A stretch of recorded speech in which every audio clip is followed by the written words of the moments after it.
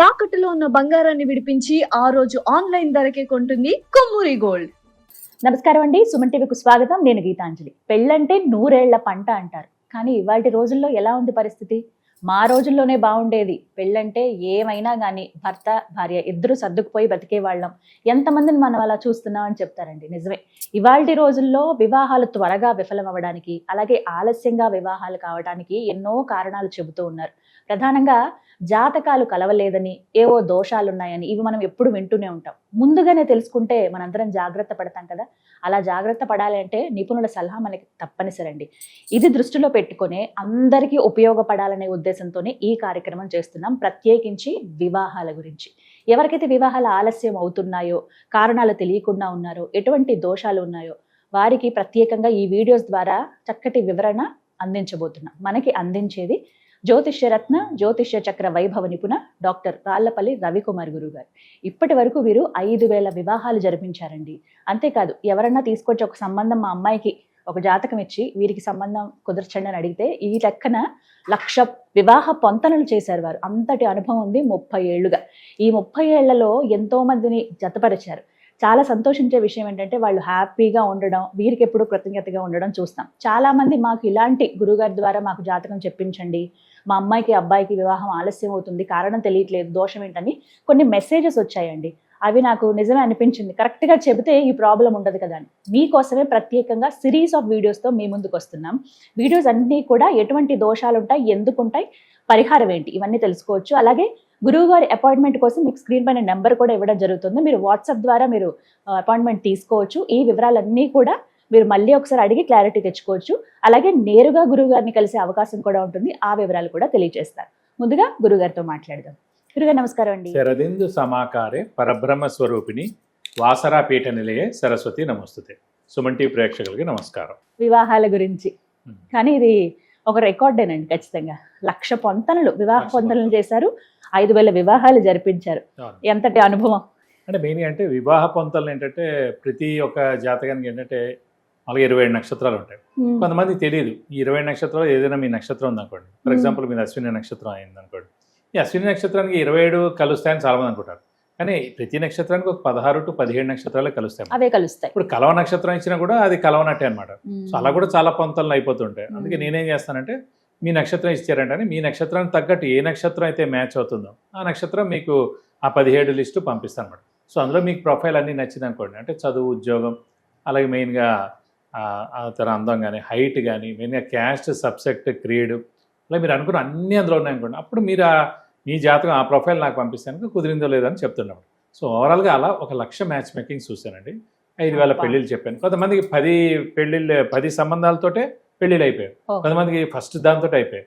కొంతమందికి హైయెస్ట్ నేను చూసింది మాట ఒక 400, ఒకళ్ళకైతే ఒకళ్ళకి 350, ఒకళ్ళకి 300. వాళ్ళు అలా వెయిట్ చేశారు కూడా.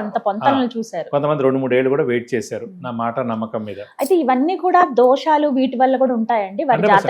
అంటే మనకి మేజర్ దోషాలు కుజ దోషాన్ని, నాగదోషాన్ని, కాలసర్పదోషాన్ని, సప్తమ స్థానం బాలేక, అష్టమ స్థానం బాలేక, కుటుంబ స్థానం బాలేక, కొంతమందికి సంతానం ఉండదని ఉంటుంది, కొంతమందికి ఆరోగ్యం బాగుండదని ఉంటుంది, కొంతమందికి ఆయుష్ లేదని ఉంటుంది.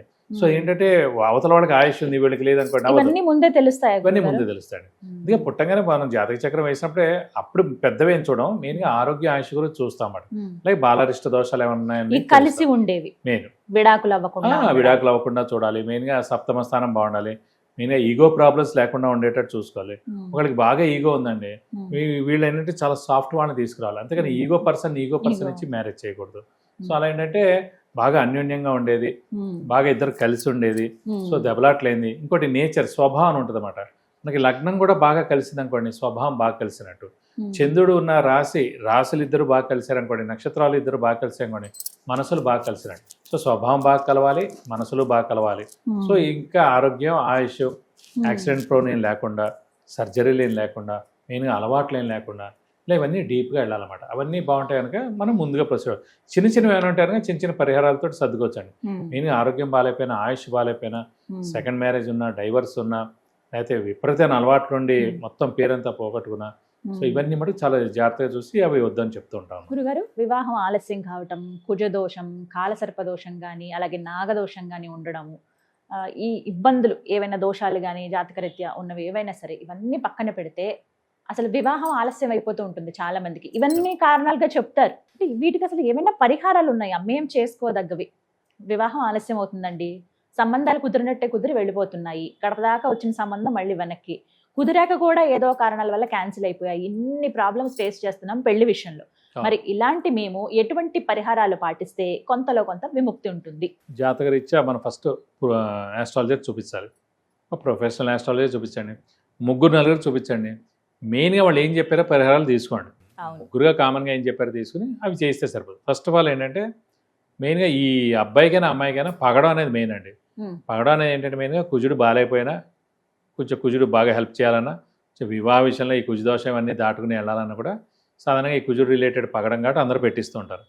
ఫస్ట్ ఆఫ్ ఆల్ ఆ పగడం అనేది పెట్టుకోకూడదు ఎవరు కూడా. పగడం పెట్టుకోవడం వల్ల ఏమవుతాయి, పెళ్ళి ఆలస్యం అవుతుంది, పెళ్ళిళ్ళు బ్రేక్ అవుతాయి, ఇంటి దాకా వచ్చిన గడప దగ్గర వచ్చిన సంబంధం కూడా క్యాన్సిల్ అయిపోతుంది, అసలు పెళ్లి సంబంధాలే రావు. కుజుడే బ్రేక్స్ కారకుడు. కుజుడు మీరే ముందుగా రెడీగా పెట్టుకున్నారంటే అసలు పెళ్ళి అయిన తర్వాత వేరు. పెళ్లికి ముందు మటుకు అబ్బాయి అయినా అమ్మాయి అయినా పగడం పెట్టుకోకండి ఫస్ట్ ఆఫ్ ఆల్. అలాగే సెకండ్ వచ్చేసి సాధారణంగా కుజుదోషం కానీ కాలసర్పదోషం కానీ నాగదోషం కానీ ఇక ఎలాంటివి ఉన్నా కూడా ఈ కుజుడు రిలేటెడ్ రాహు రిలేటెడే ఉంటాయి కాబట్టి ప్రాబ్లమ్స్. కొంచెం పెళ్ళి అయ్యేదాకా మంగళవారం ప్రతి మంగళవారం ఉపవాసం ఉండండి, అది ఖచ్చితంగా పాటించండి, స్ట్రిక్ట్గా పాటించండి, కటిక ఉపవాసం చేయండి. కూల్ డ్రింక్ అని కాకుండా మెయిన్గా ఈ ఫ్రూట్ జ్యూస్, లాస్ట్గా టిఫిన్ అనుకోండి, ఆ టిఫిన్ దాకా ఆపండి. రైస్ ఐటమ్ కూడా ఖచ్చితంగా తినకూడదు. అలా కొంచెం పెళ్ళేదాకా పాటించండి. నెక్స్ట్ వచ్చేసి సుబ్రహ్మణ్య స్వామిని ఎక్కువగా ఆరాధించాలి. ప్రతిరోజు సుబ్రహ్మణ్య స్వామి అష్టోత్తరం చదువుకుంటే చాలా మంచిది, 3 నిమిషాలు అయిపోతుంది.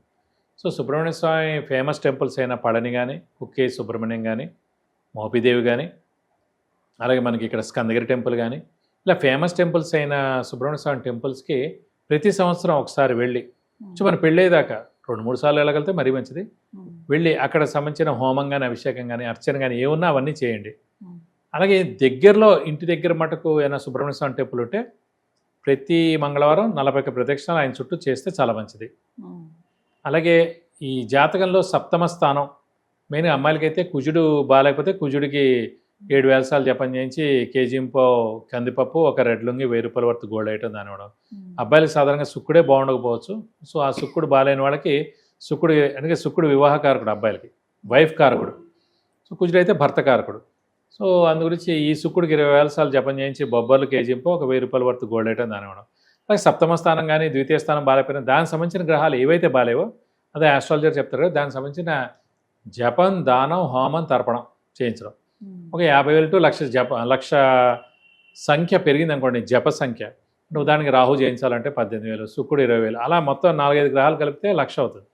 అయితే 50,000 దాటింది అనుకోండి, దానికి హోమం కూడా చేస్తారు. సో అలా జపం, హోమం, దానం, తర్పణం చేస్తే కూడా దోషాలన్నీ తొలగిపోయినట్టే. ఇంకా స్టోన్ దాకా వచ్చేప్పుడు ఏంటంటే మెయిన్గా చంద్రుడు, బుధుడు, గురువు, శుక్రుడు శుభగ్రహాలు పెట్టుకుంటే చాలు. మిగతా పాపగ్రహాలు శని అస్సలు పెట్టుకోకూడదు, నీలం చాలామంది పెట్టుకుంటారు, దాని వల్ల యాక్సిడెంట్స్ అవుతాయి. కేతు అస్సలు పెట్టుకోకూడదు, వైడూర్యం దాని, ఎందుకంటే కేతు అనే గ్రహం విరక్తి, వైరాగ్యం, మోక్షం కోసం, ఆధ్యాత్మిక చింతన కోసం, సో ఆధ్యాత్మికంగా చాలా అభివృద్ధి కోసం. అది పెట్టుకుంటే అసలు వివాహం అసలు అవ్వదు, అసలు వెళ్ళిపోతారు కూడా ఇంట్లో వచ్చి, అంత దారుణం. అమ్మాయిలు అస్సలు పెట్టుకోకూడదు. రాహు అనేది అంటే మెయిన్గా గోమేధికం, అది కూడా అస్సలు ఉండకూడదు ఉన్నంతలో. కొద్దిమందికి రాహుదేశ నడుస్తున్నా, రాహు గ్రహం బాగాలేకపోయినా రాహుదేశ నడుస్తే పెట్టుకోవచ్చు. ఇంకా మిగతా గ్రహాలైనా చంద్రుడు, బుధుడు, గురువు. చంద్రుడు ముత్యం 365 days 24 hours ఏ అబ్బాయి కానీ అమ్మాయి కానీ ఎవరైనా పెట్టుకోవచ్చు. బుధుడు క్రియేటివిటీ, ఇంటెలిజెన్స్, లాజిక్, సో తెలివితేటలు, జ్ఞాపశక్తి, వ్యాపారం కారకుడు కాబట్టి బుధుడిది పచ్చ ఎవరైనా పెట్టుకోవచ్చు ఉన్నంతలో. గురువు కనకపుష్యరాగం, గురువు అసలు దైవబలం, దైవానికి కారకుడే గురువు, అది కూడా ఎవరైనా పెట్టుకోవచ్చు. శుక్రుడు మటుకు వజ్రం, అది లగ్జరీస్, ఈ సాధారణంగా అలవాట్లు అనుకోండి, ఏదైనా అనుకోండి, ప్లస్ చాలా హైఫై ఇదంతా శుక్రుడు అండి. సో అందరూ వజ్రం పెట్టుకోకూడదు, అందరికీ వజ్రం పడదు కూడా. సో అందుకని వజ్రం జోలికి వెళ్ళకుండా ఉంటే మంచిది. అది కావాల్స్తే ఒకవేళ పెట్టుకోవాలని ఆస్ట్రాలజర్ ఖచ్చితంగా చెప్తే, వాళ్ళు కూడా 3-4 చెప్తే అది పెట్టుకోవడం బెస్ట్. అలాగే పగడం మటుకు అస్సలు పెట్టుకోకూడదు, అది మటుకు పెళ్లికి ముందు అసలు వద్దు.